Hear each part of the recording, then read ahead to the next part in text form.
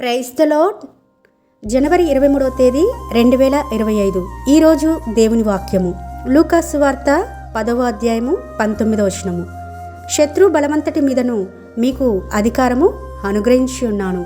ఈ కంటిన్యూషన్ చూస్తే అండి, ఇక్కడ ఆయన ఏమంటాడంటే ఏదియు మీకు ఎంత మాత్రమును హాని చేయదు అని యేసుక్రీస్తు వారు తన కోసము 70 మంది శిష్యులను ఏర్పరచుకొని వారికి కొన్ని అద్భుత వరములను, స్వస్థ వరములను ఇచ్చిన తర్వాత పలుకుతున్న మాటలు. వారు సంతోషంగా ఆయన యొద్దకు వచ్చి దయ్యములు కూడా మాకు లోబడుచున్నవి అని చెప్పినప్పుడు యేసుక్రీస్తు వారు దయ్యములు మీకు లోబడుచున్నవని మీరు సంతోషించడం కాదు, కానీ పరలోకమందు మీ పేర్లు రాయబడి ఉన్నాయని దాన్ని బట్టి సంతోషించండి అని చెప్తున్నాడు.